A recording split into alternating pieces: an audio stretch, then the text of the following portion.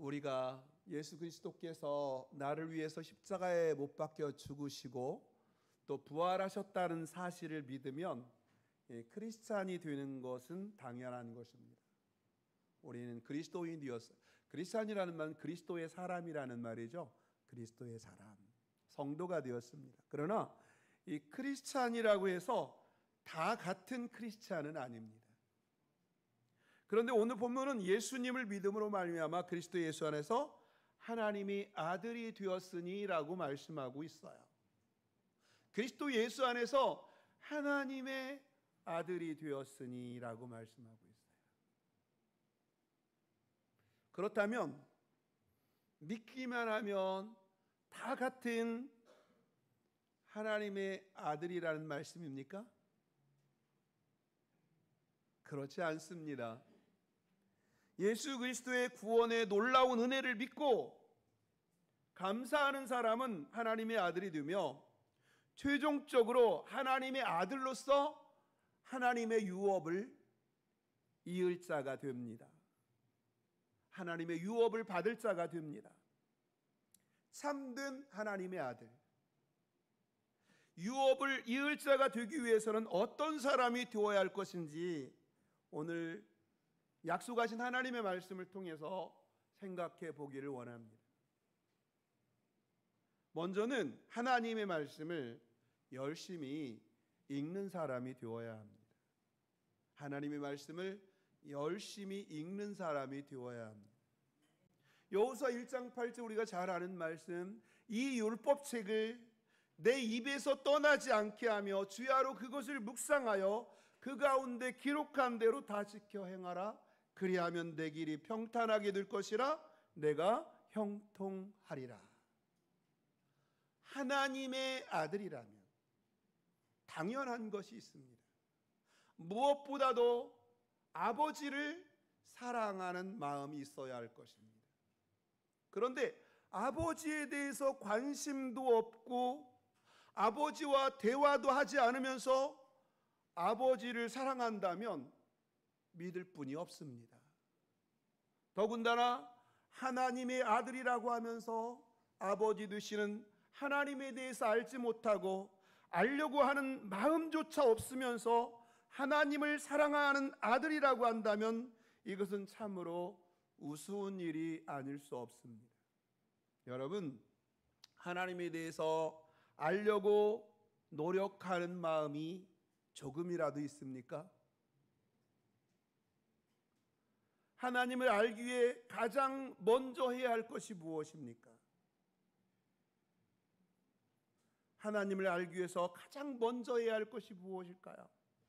우리가 어떤 분에 대해서 잘 알기를 원한다면 당연히 그 사람이 무슨 말을 했는지 알아보면, 그 사람이 무슨 말을 많이 하는지 알아보면 그 사람의 인격과 성격과 그리고 원하는 말을 알 수가 있습니다. 평소 그 사람의 말 속에서 언제나 그 사람의 모든 것이 담겨져 있습니다.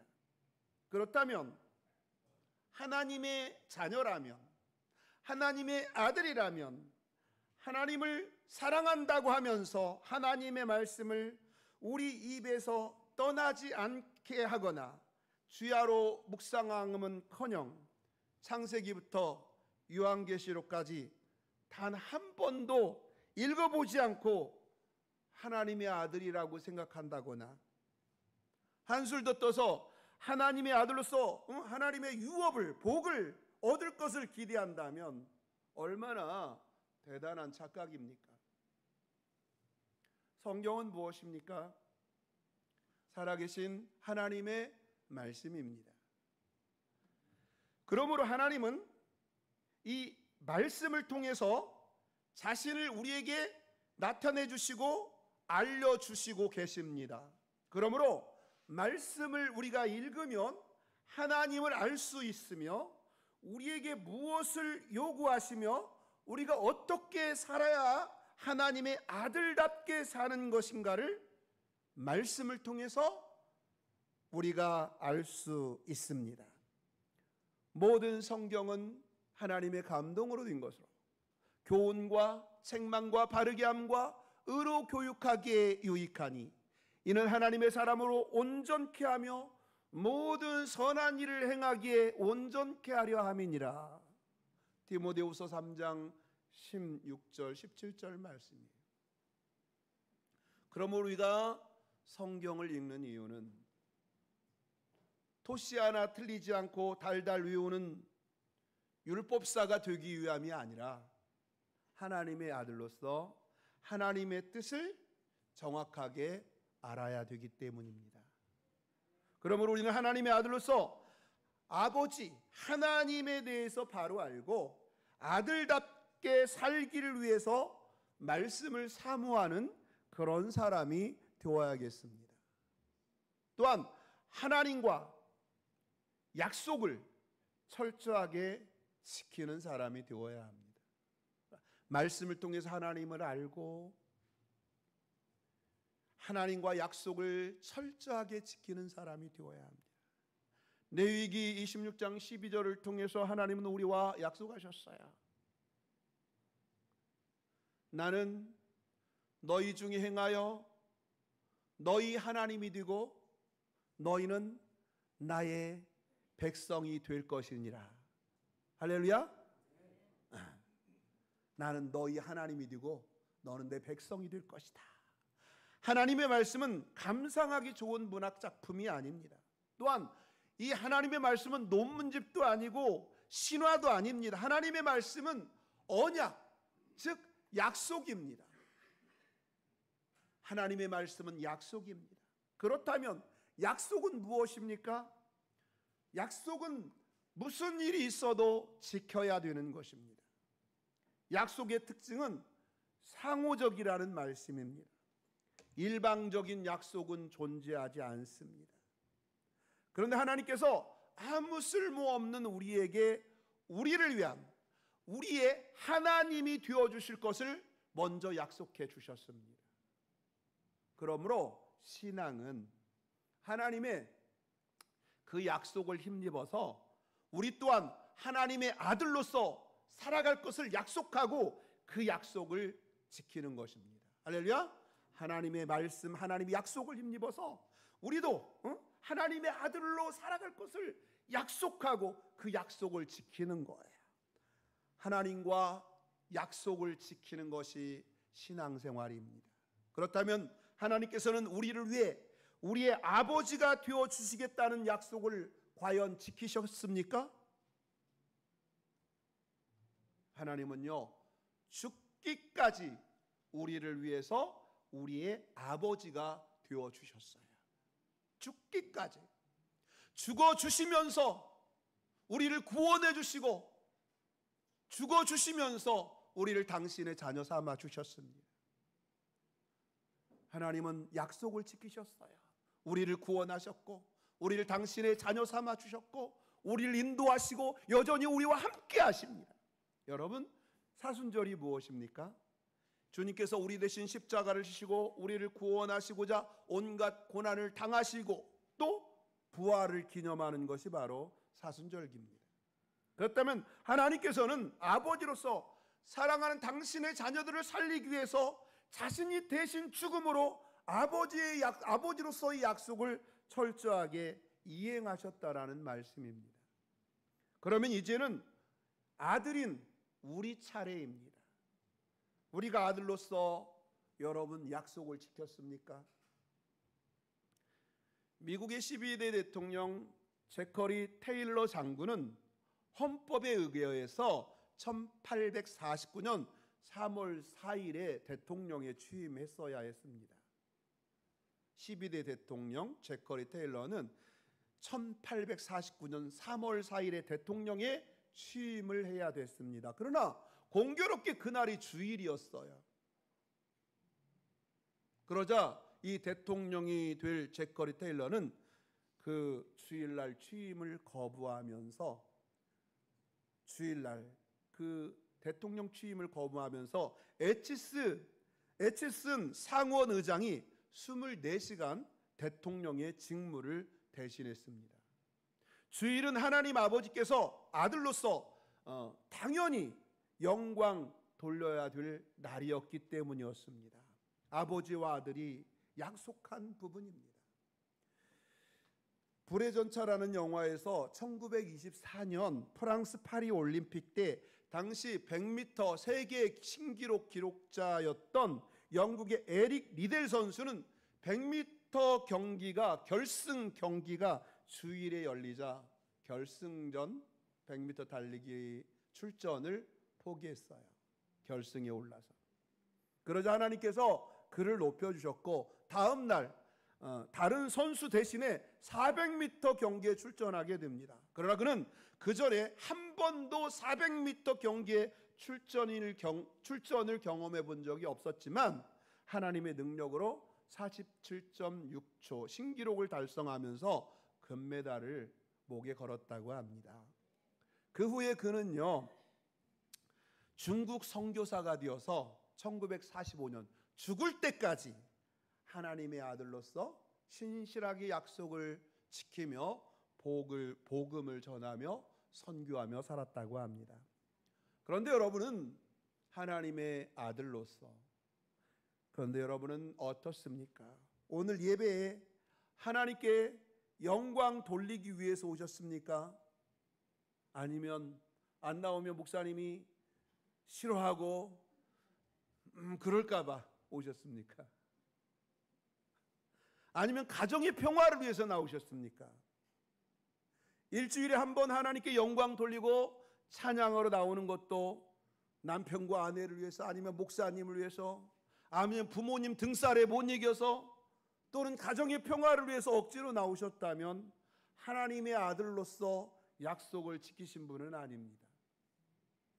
만날 사람 다 만나고 즐길 것 다 즐기고 그러다가 지쳐서 인심 쓰듯 나오신 분도 인심 쓰듯 나온 분도 하나님의 아들로서 하나님께 영광 돌리며 산다는 약속에 신실한 분은 아닐 거라고 생각합니다.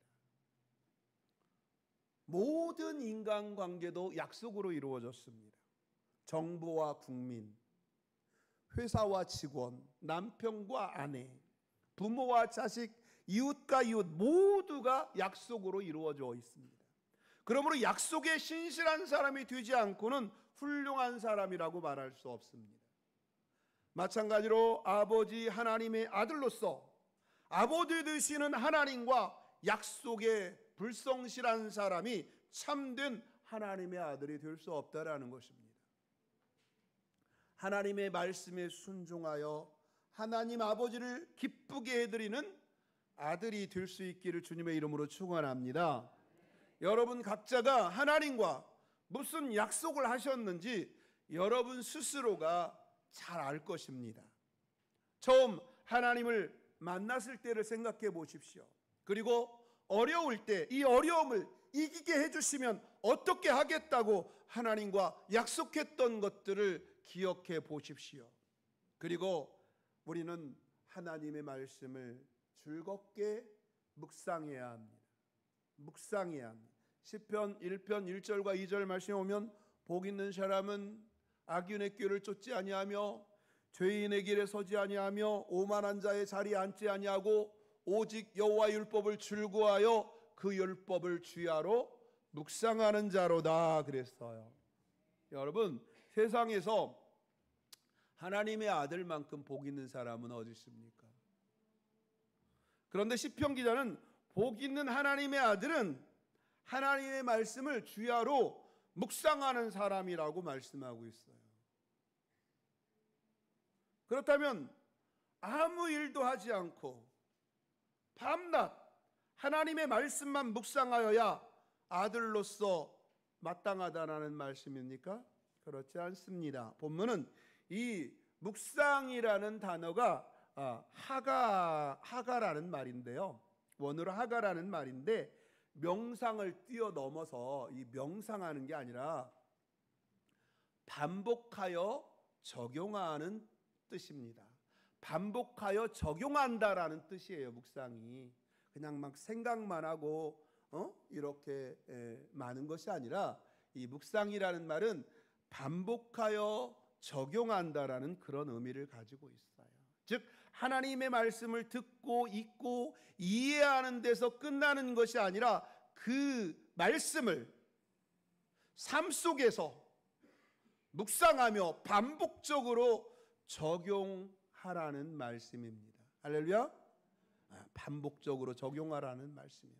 말씀을 읽고 듣고 이해하기만 하는 것은, 말씀을 듣고 읽고 은혜만 받고 이해하는 것은 율법사가 하는 짓이고 바리새인들이 하는 짓이에요.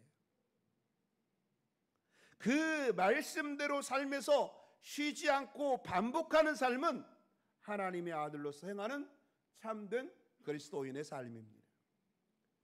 세계적인 명성을 날리는 성악가들이 이 노래를 하기 위해서, 훌륭한 연주를 하려면 같은 곡을 얼마나 반복해서 연습하는지 아십니까? 무려 1만 번 이상을 반복해서 훈련해야 한다고 합니다. 그럴 때 어떤 여건하에서도 흔들림 없이 본능적으로 노래를 할 수 있다고 합니다. 또한 공수부대원들이 쉬지 않고 같은 동작을 반복 훈련하는 이유가 무엇입니까? 머리가 나빠서입니까? 언제 위기 상황이 닥쳐와도 본능적으로 대처하기 위해서입니다. 그렇다면 이제 여러분에게 질문합니다. 여러분들은 하나님의 말씀을 삶 속에서 과연 얼마나 반복적으로 적용하고 계십니까? 이렇게 쉬지 않고 하나님의 말씀을 삶에서 적용을 하는 사람에게는 어떤 복을 누리게 된다고 말씀합니까? 시편 1편 1절 2절 묵상하는 자로다. 3절 4절에 보면 저는 시냇가에 심은 나무가 시절을 쫓아 과실을 맺으며 잎사귀가 마르지 아닌 같으니 무릇 그 행사가 다 형통하리로다. 악인은 그렇지 않으며 바람에 나는 겨와 같도다. 시편 1편 3절 4절에 말씀하죠. 하나님의 말씀을 반복적으로 적용하는 사람은 때를 따라 결실을 맺는, 때를 따라 열매를 맺는, 그리고 잎사귀가 마르지 않는 시냇가의 나무라고 말씀하고 있습니다.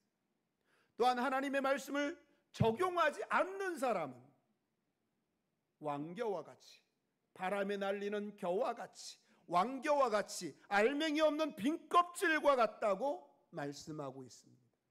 그렇다면 여러분, 과연 시냇가의 나무입니까? 왕겨 같은 빈 껍질입니까? 하나님의 아들입니까? 악인이라고 칭함을 받는 사람입니까? 여러분 스스로 묻고 자신의 대답해 보시기 바랍니다. 결론입니다.